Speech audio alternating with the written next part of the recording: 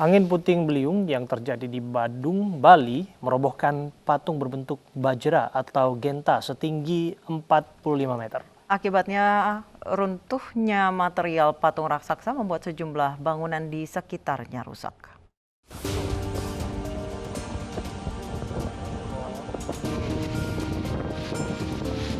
Peristiwa angin puting beliung membuat pancang beton patung Bajrasidi berukuran raksasa setinggi 45 meter ini putus di kawasan Banjargampang, Desa Munggu, Mengwi, Badung, Bali.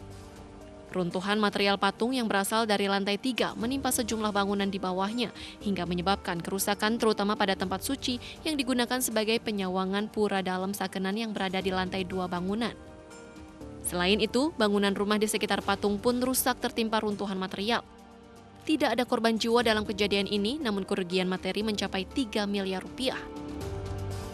Sebenarnya cuma angin puting beliung ini terjadi. Itu kan anginnya itu sebentar aja. Begitu dia mengangkat bajra kita kan putus jadi bajra. Sehingga tertimpa rumah, tertimpa juga tempat suci gitu. Robohnya patung raksasa ini membuat kegiatan persembahyangan dihentikan sementara.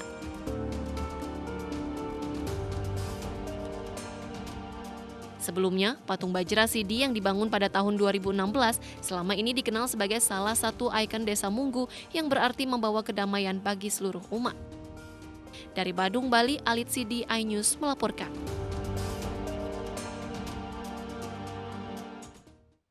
Banjir setinggi 1 meter merendam rumah warga di kota Sampang, Madura, Jawa Timur. Intensitas hujan yang tinggi selama 2 hari berturut-turut mengakibatkan sungai Kemuning meluap.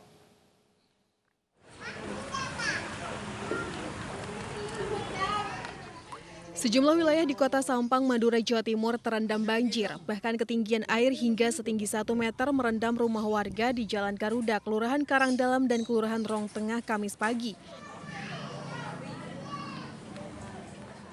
Banjir disebabkan curah hujan yang tinggi di wilayah utara Kabupaten Sampang hingga membuat air sungai Kemuning meluap. Banjir juga membuat aktivitas warga terganggu. Ini datangnya air dari utara, meskipun di sini dataran rendah, meskipun nggak hujan, di utara hujan terus-terusan, ya sini tetap banjir, harus terima banjirnya sini. Ya, nah inilah Sampang Bahari, tetap banjir kalau musim hujan kayak gini. Dari daerah utara, Pak. Daerah utara misalkan seperti daerah Tampilengan, Robetal, terus Kedundung, Kerampenang, Pak. Jadi menyatu ke sini. Kemudian meluap di kota Sampang itu? Ya, gitu. Ini biasanya lama, Pak? Ya tergantung dari suasana air yang dari daerah Pak, laut itu, Pak. Kalau pasang? Ya, kalau pasang itu tambah tinggi gitu.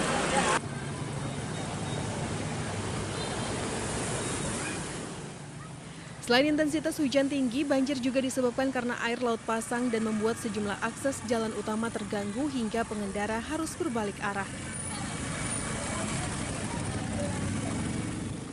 Dari Sampang, Madura, Tikno Ari, iNews melaporkan.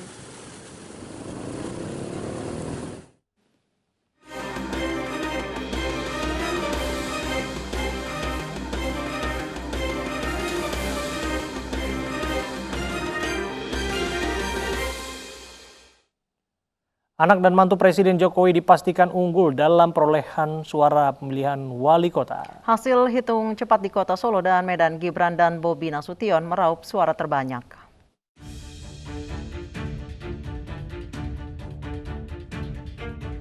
Pemungutan suara pemilihan kepala daerah sudah berlangsung pada 9 Desember kemarin. Di beberapa daerah, kerabat pejabat negara pun mengikuti kontestasi pilkada. Anak Presiden Joko Widodo, Gibran Raka Buming Raka, mencalonkan diri sebagai wali kota Surakarta. Gibran berpasangan dengan Teguh Prakoso. Berdasarkan hasil hitung cepat sejumlah lembaga survei, Gibran Teguh unggul dari rivalnya, pasangan Bagio Wahyono, Suparjo Franciscus Saverius.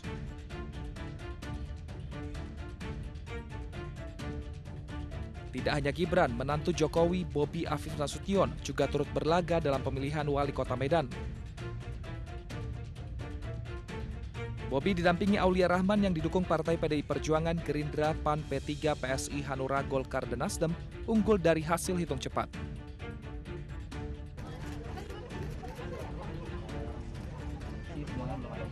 Namun menjadi kerabat dari pejabat negara ternyata tidak serta-merta menaikkan elektabilitas pasangan calon kepala daerah.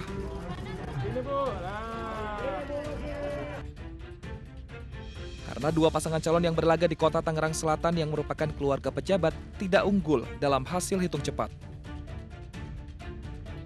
Anak Wakil Presiden Ma'ruf Amin Siti Nur Azizah yang berpasangan dengan Rumaha Ben tidak unggul. Begitu juga dengan keponakan dari Menteri Pertahanan Prabowo Subianto, Rahayu Saraswati, yang mendampingi Muhammad hanya menempati urutan kedua dalam hasil hitung cepat. Tim Liputan iNews melaporkan. Gibran Raka Buming Raka mengawali karir politik sebelum pemilihan wali kota Solo. Hal yang sama juga diikuti menantu Presiden Joko Widodo, Bobi Nasution yang berlaga di pemilihan wali kota Medan.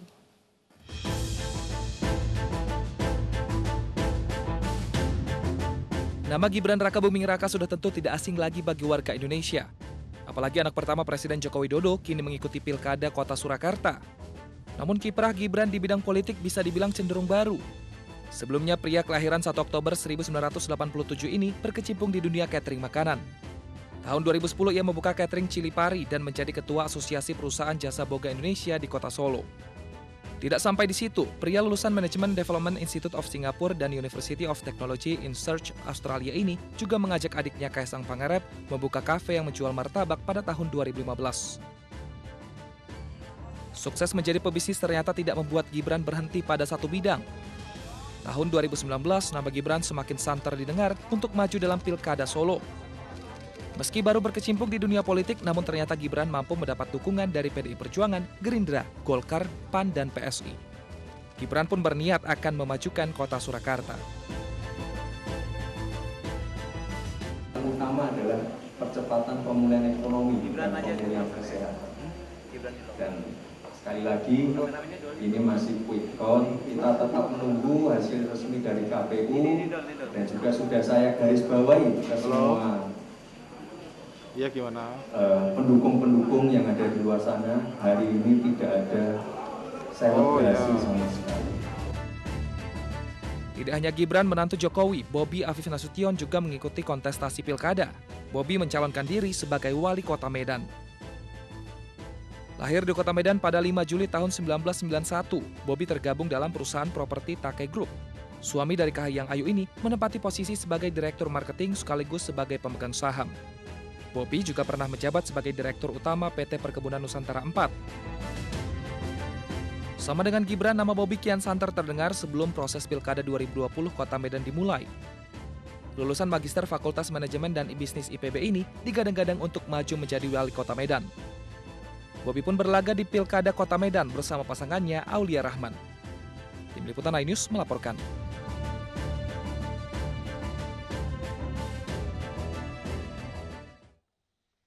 Sementara itu, sejumlah artis yang berpartisipasi mencalonkan diri sebagai wakil pimpinan daerah menang dalam hitung cepat versi lembaga survei. Total ada 7 artis yang mengikuti pemilihan Pilkada serentak 2020.